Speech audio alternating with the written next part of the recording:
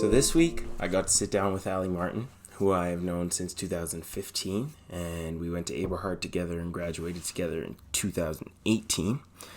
Allie has always been a phenomenal soccer player. She was a contributor to the 2016 and 17 Division I City Championship for Eberhard's women's soccer team, and she was the MVP in 2018.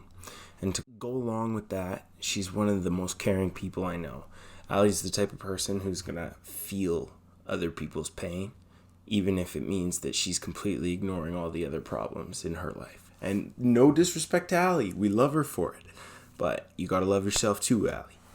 After graduation, she went on to become a member of the University of Victoria Vikes women's soccer team.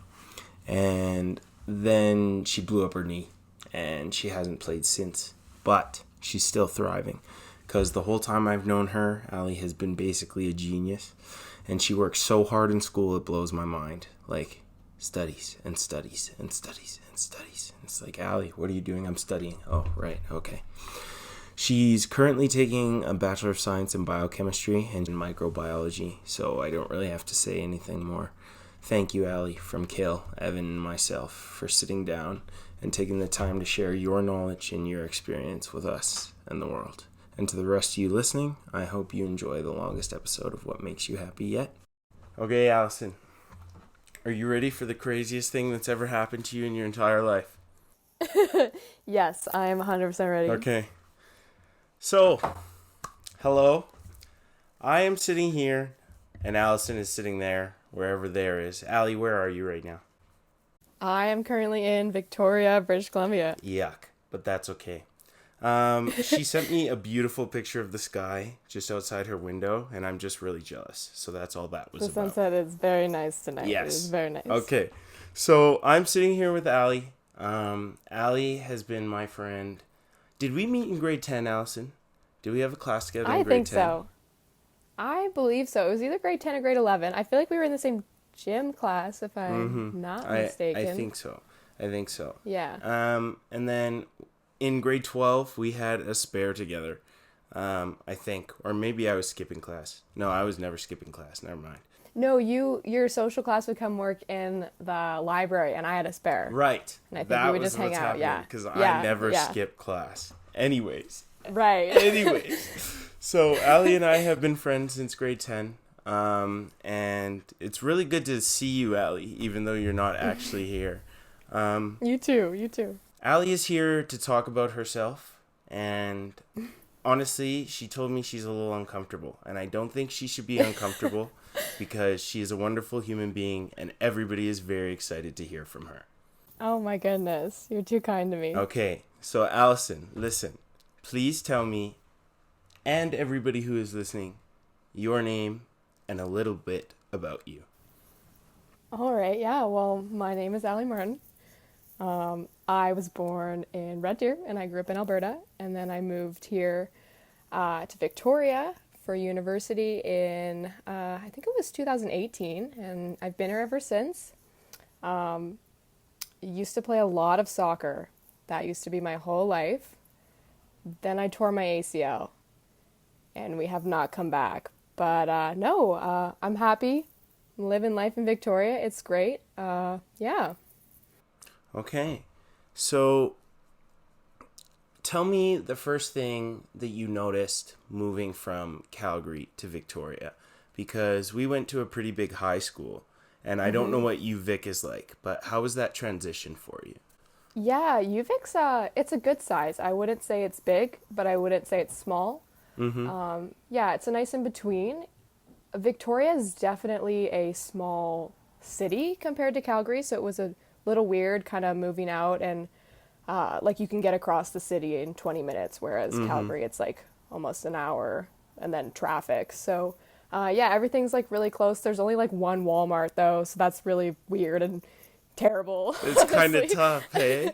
Yeah. Do you live on the side of the town with the Walmart, or do you have to hike to go to Walmart? Yeah, no, I live with the Walmart. Let's go. Luckily. Yeah.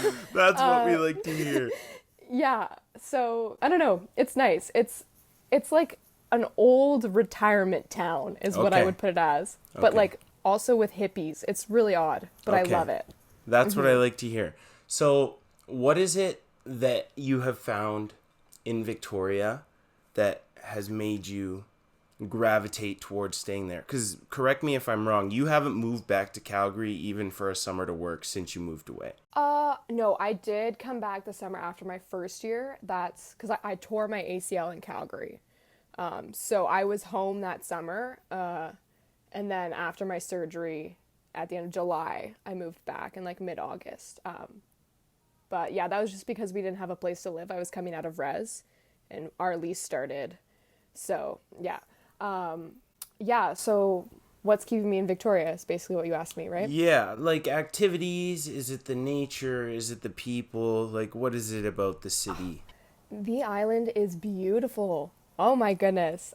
The ocean, growing up on the prairies, and then all of a sudden I'm surrounded by ocean. This is amazing. It's so nice. I believe you and I agree, but I'm not going to have you disrespecting the hoodoos and the prairies like that.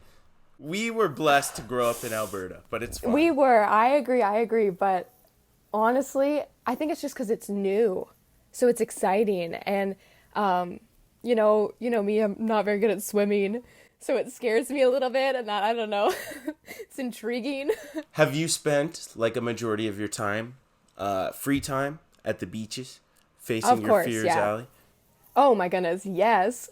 All my friends here can swim. They're so good at swimming. So I've been trying to teach myself. I'm getting a little bit better, but, It's all about working your confidence up. Allie, in 3 months, you're going to be swimming laps around everybody, and you're going to be like, look at me. Look at what I did. I don't think so. Okay, well, I have that confidence in you, and I've never seen you swim. What did he say? Well, I have that confidence in you, and I've never seen you swim. So you'll be fine. Just run with it. Thank you. Nope. Okay, so, Allie, we have 3 questions, and have you pondered enough? Do you feel prepared for our questions? Yeah, I think I'm ready. I listened to Andrews and Jacobs, and I gotta say, they had a lot of wonderful things to say that really, really hit hard, and I'm a little worried about what I have to offer for these questions. But Allison. Yes. Are you 20 or 21 before I do this? I am actually 21 in a week today, so... 21 in a week today, so happy birthday in a week today, but you already know you'll hear from me.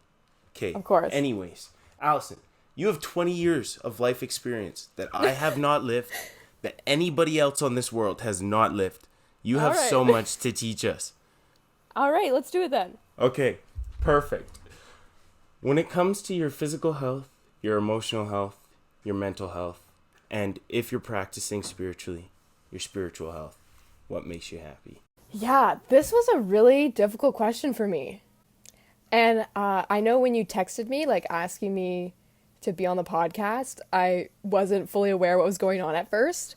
Right. And I just started sending you a bunch of things that made me happy for no apparent reason. But sports were a huge part of my life, so I don't think I can not talk about it. Right. Yeah, so for the longest time, my only outlet would be exercising and soccer, right? So definitely like maintaining fitness and like just running normally keeps me happy, of course. But it was in that year after my surgery where I couldn't do anything. Like walking was difficult. So what are you supposed to do then? Like I was really struggling. And that's when I kind of started shifting my focus in life where it wasn't really, because, soccer was my whole life. Mm-hmm. But then all of a sudden I started noticing like things around me, and now it's honestly like little things like the sunsets, just like the sunshine. I really love it when it rains and you're driving and the street lights reflect off the light or the like puddles of water. Like that just makes me super happy. So of course, like staying fit is still a huge part of that. I feel like I've kind of gravitated more towards kind of just like taking in everything around me and just like seeing that beauty is everywhere.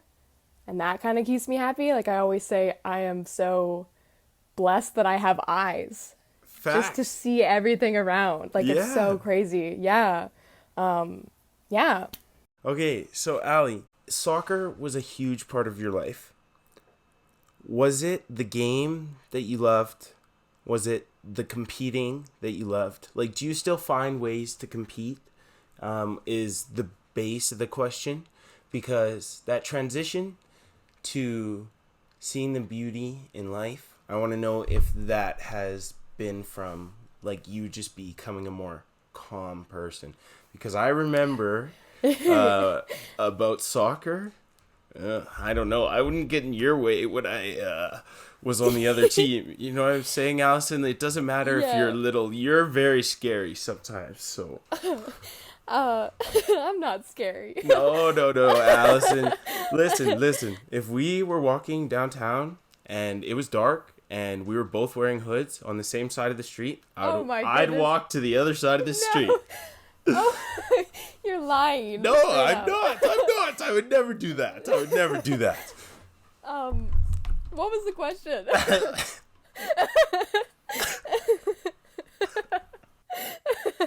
You see, people are gonna love this. This is amazing. I have no clue. Soccer. When it comes to soccer, was it the sport itself that you loved, or was it the competition aspect? Yes, both. I don't think you can have the sport itself without the competition aspect. In terms of do I find ways to compete outside of it, I would say, I feel like maybe not to the same level, and of course I miss that, like when I kick the ball around with my friends and like maybe we're doing like a 1v1 or whatever it may be, and I get that little rush of adrenaline. I definitely do miss like competing at such a high level, especially like going from varsity level to nothing. Like that was a huge step back. I don't know. It was definitely like, of course the game is beautiful.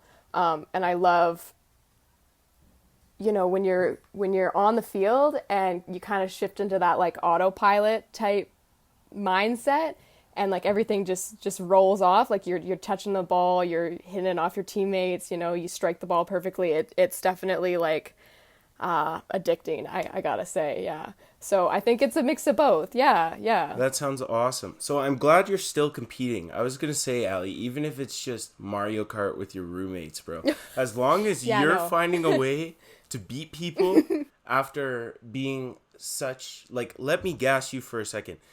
Our girls' soccer team was disgusting. Every year, our girls' soccer team was disgusting. It was just like the boys' soccer team. You guys just ran through everybody. And when we were in grade 11, you won, right? Like, yeah, we did. Exactly. You know what I'm saying, Ali? Yeah. So I'm glad you're still competing. But talking more about getting beauty from life. Are you a walker? Like Jacob said, he was a walker. Do you go for strolls in Victoria? Yeah, he when he said that, I think he said something about, when he's got a lot on his mind or something, like going for a walk to like reset. I definitely, like, I got that. I definitely have done that. Whether it's at 2 a.m. or noon or whatever, walks are great. I'm more of running. I feel for me gets the job done a little bit better, like especially if I'm angry, I can work it out. Not that I like running always though. Yeah, I think you're one of those people who runs for fun. You and Andrew both, man. I and that's okay. I'm not built like that, but it's just because you guys are soccer players, man. Like that field is huge and you're running the whole time. Yeah, it I definitely do miss just like full 90-minute games, like up and down the wing. That there's nothing quite like that where you're gassed and you got to catch your breath and get the next ball. So it's maybe I'm chasing that in the same, like chasing that high to like in terms of running, but I don't know. I like to run. It clears my mind. No, like if it works for you, that's what I want to hear, right? Like, cause for me, no, the whole time I'm running, I'm like, why the hell am I doing this? Excuse my language. Yeah. But no, that's all right. And I feel like it's definitely like, it's not a one size fits all. Like everyone's going to find something that they, they're gonna use and it's gonna work. So whatever it may be for you, as long as it works, then I'm ecstatic. I'm happy that you're doing it then. Exactly, and I feel that's the something same that makes way. me happy. So Okay, so talk more about that. Do you thrive more from your successes or seeing your friends succeed? oh, it's great to see others succeed, especially when you see them working at it. Like it fills my heart with joy, you know? I especially love just seeing an example I can give is my little sister. She just graduated this last June from high school. I know, yeah, and she was so nervous about getting into UBC, her program, and she worked really hard all year and she kept her grades up, and just to see her happy and excited about where her life is going, it's great. I love it. Allie, that's amazing. And I'm super happy for your little sister. Can you remind me of her name? It's Julia. Julia, congratulations. And you worked super hard. That's what I love to hear. But Allie, also, I saw that same thing happen to you. You know what I'm saying? You did that. You worked and you got there. Are you at the University of Victoria right now? I am, yes. Yes. And did you play for that soccer team? I did. Exactly. So, what is that? Accomplishment. Boom. You're too nice to me. Oh my goodness. No, these are just facts, and you're not allowing yourself to see it, so I'll see it for you. Fine. As long as you're happy, I'm happy. No, that is not the mindset. We're talking about what makes you happy. All right. So listen. I'm listening. When we're talking about your mental health, we just talked about your physical health, your mental and your emotional health. I assume you're going to talk a lot about your friends because I've seen your friend group morph in the last 3.5, 4 years. Totally. And I bet that probably changed your life. It did, yeah. And I was going to maybe touch on this a little bit in the last question. Then save it if you want to. Talk about whatever you need. I can, I will just say, it was super scary moving away from home, I moved early in 2018 for preseason, and I went into this res room that wasn't even supposed to be mine, kind of alone. My family just dropped me off and they were like, okay, go do preseason and live your life at UVic. And I knew nobody in this new city. I moved 4 days ago.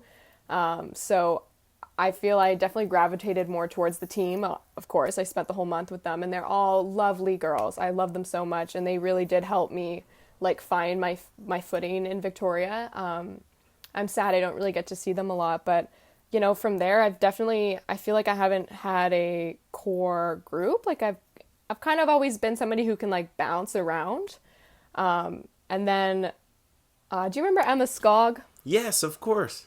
Yeah. So we were in kind of the same friend group in high school, but we never really talked. But she was in a few of my first year courses, and we got to talking and we got along really well. And she's been my best friend ever since. So that's what I love to hear. She's definitely been a foothold for me and my rock for these last 4 years. So, your friends, they've helped you with your mental health. Is there anything else you do? Do you love to read? Do you love to write? Do you love to? Because we used to listen. I'm gonna admit to this. And I'm going to admit to lacking. Do it. And I'm so sorry. I know what's coming. We wrote letters in first year because I was in the same situation as Allie. I moved from Calgary. I went to Camrose. And it's the first however many days, I hung out with a couple of the guys who were in my first year on the team. But that was it, right? And I'm a super bubbly person and I need people to talk to. So I was freaking out. And Allie and I talked all the time. We did. All the time in first year. And we wrote each other letters. And Allie wrote me one. And I never wrote Allie back. No, you didn't. And I was crushed.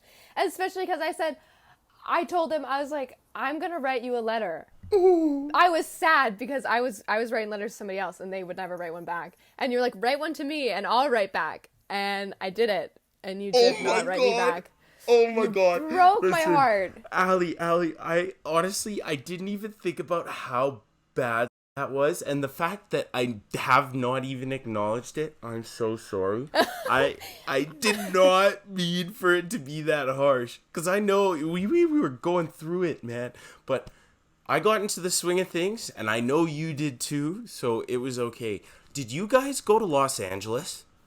I did, yeah. I went to LA. Yeah. Please, if you remember enough of that trip, please tell me all about that for soccer. Oh my goodness, that was a wonderful trip. Yeah, we went for a reading break in my first year.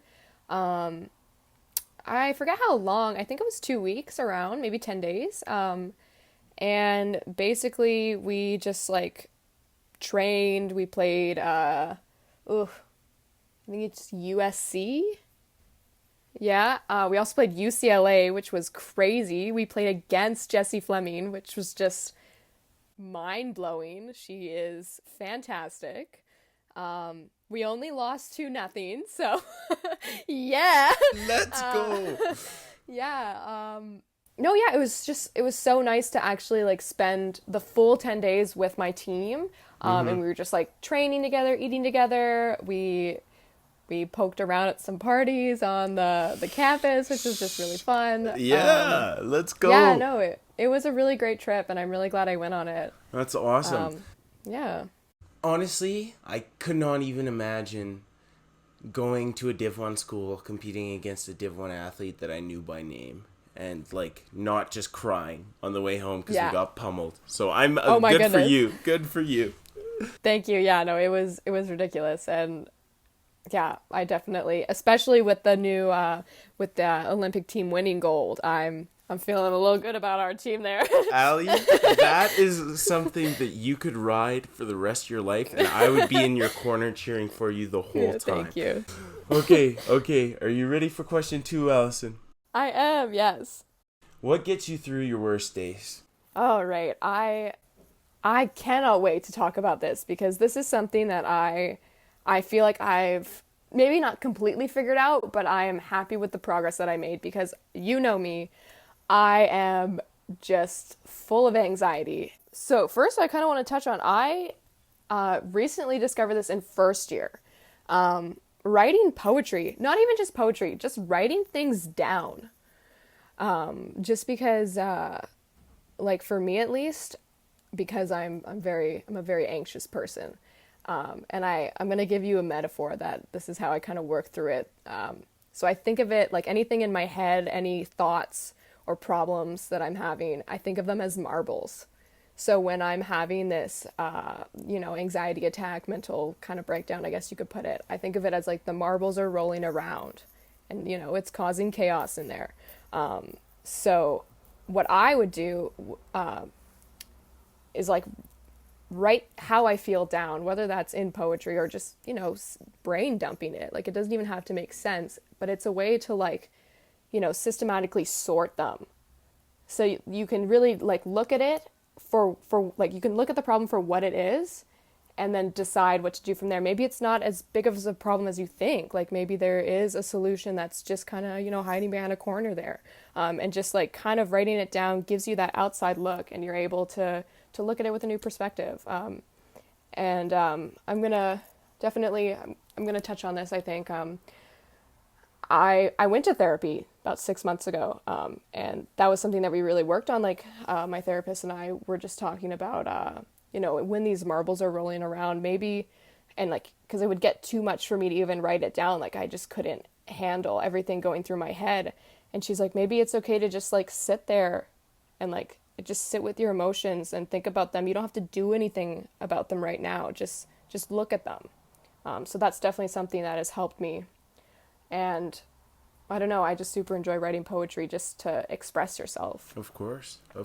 Yeah. Well, first of all, thank you for sharing that, because like that was awesome. Yeah. I know that must have been very difficult, right? Like, yeah. Not understanding and going from not understanding that it's not you that's causing all this chaos. It's these marbles in your head, like you said. Yeah. And it's not, they're not entirely under your influence, and that you can just sit with and be with your feelings. You can write them down. I'm glad, because, Allie, it's great to see good people do well. And you've always been good to everybody you know. You know what I'm saying?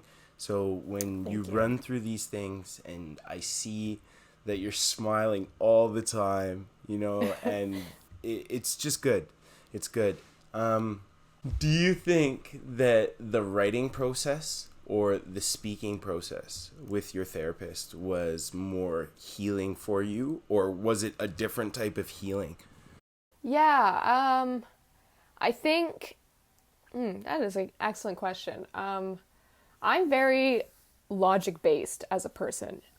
You probably know I'm in sciences. I don't know, anything, like, it needs to make sense to me, you know? So writing it down was definitely, for me, the best way, because I'm making sense of it right there with myself. But I reached out, I went to therapy because I started doubting, like, my own thoughts. And I think that, like, given some circumstances in my life prior to me seeking therapy, it was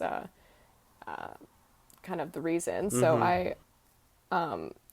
I needed to have somebody there that I knew would just stay in the room, where I felt comfortable, just, you know, validating how I felt and, like, you know, talking about that with me. So I feel like they were definitely two separate healings.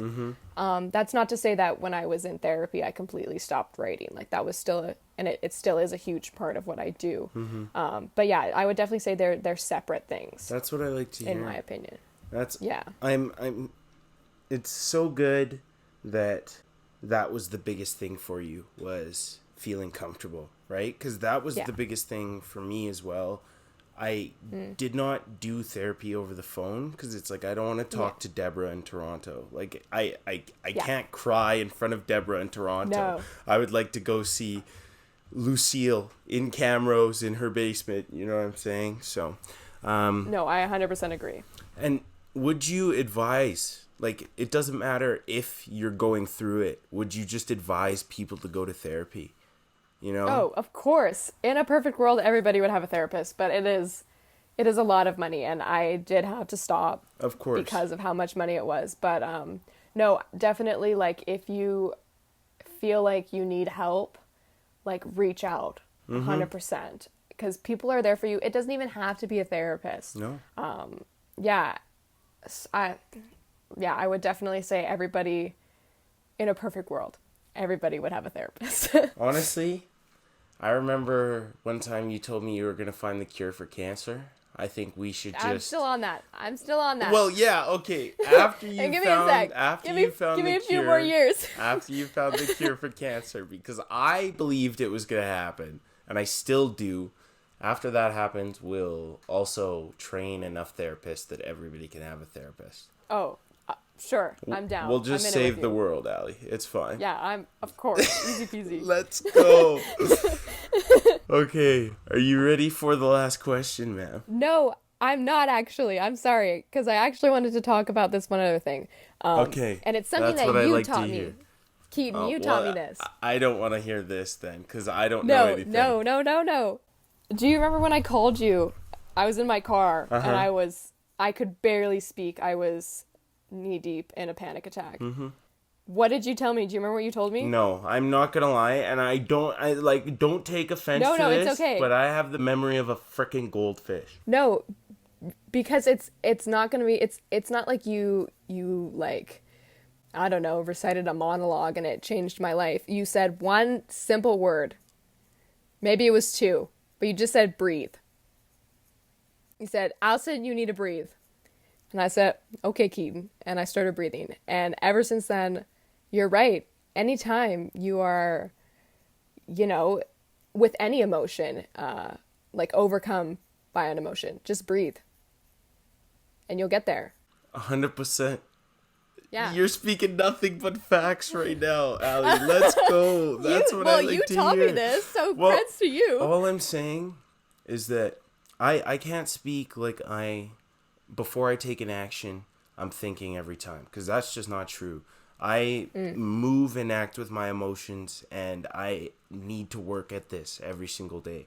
But every time I'm willing to take a deep breath before I do something or send something, it always goes better because I think. And Yeah. it's like, I do trust my gut, and I believe you should trust your gut as well because we've gotten here. Like, I'm 21 and living, you're 21 in a week and living. You know what I'm Still saying? alive. We're here. So trust your gut, but Yeah. taking that second to just, oh my goodness, this is not the moment I'm going to die. You Knock on wood. exactly. You remind yourself, this is not the moment I'm gonna die. Take a deep breath. You'll be okay. Cause Allie, everybody gets mad at me when I call him a superhero, but it's like I'm a superhero. You're a superhero.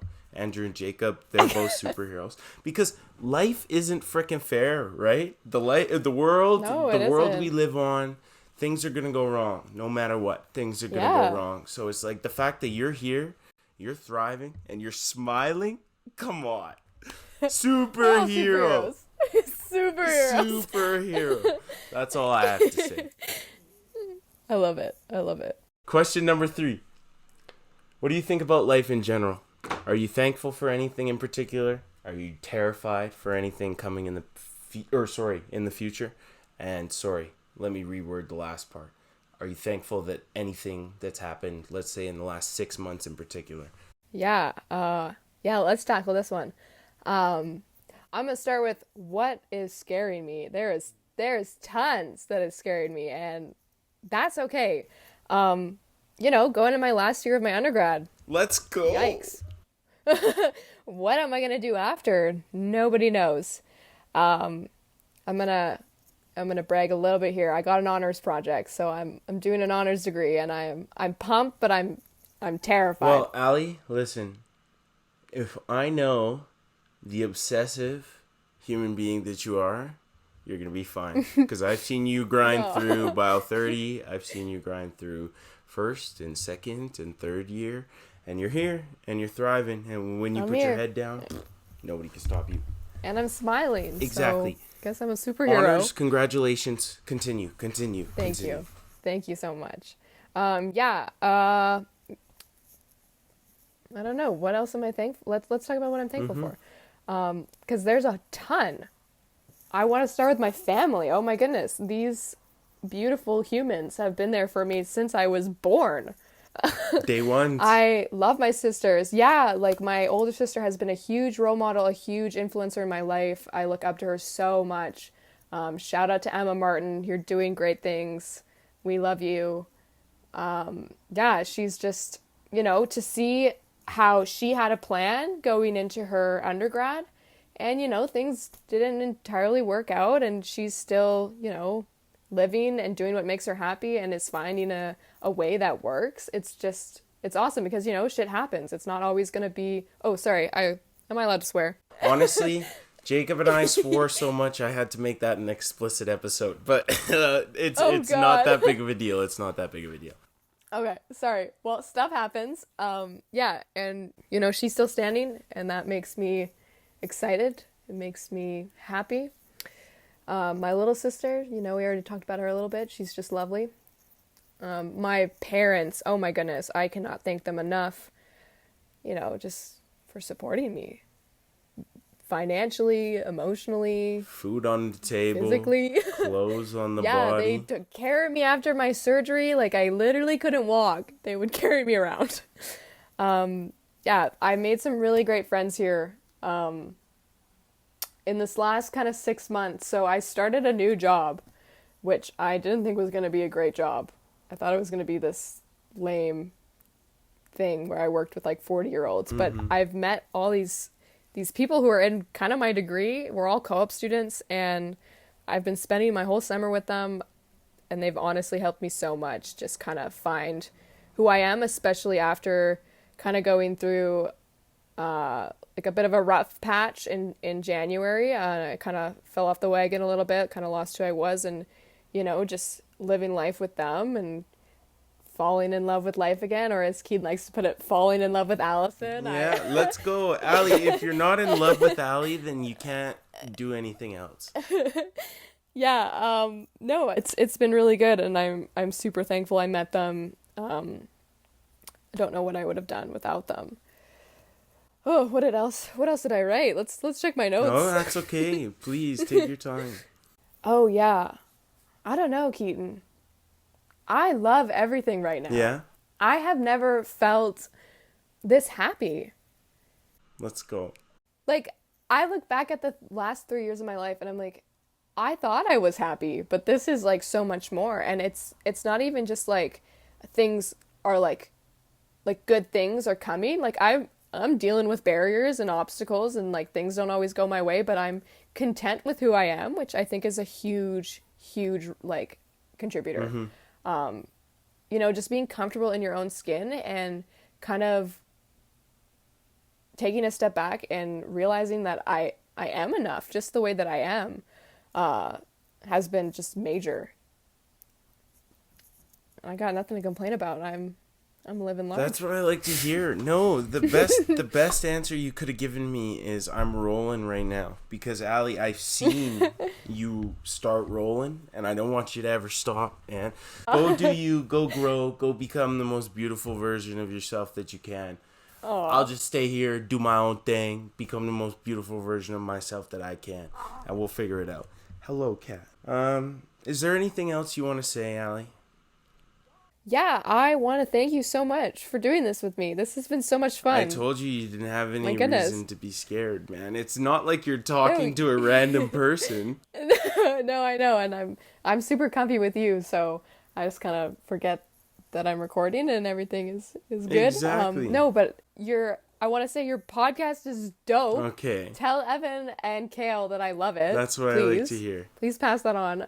Yeah, and thank you so much for having me on. Oh my goodness. Allie, you don't have to say thank you. The whole point of this is that we bring people that influenced us, that live different lives than we do, but can provide just like, hey, life is hard and this is what's getting me through. My perspective is different.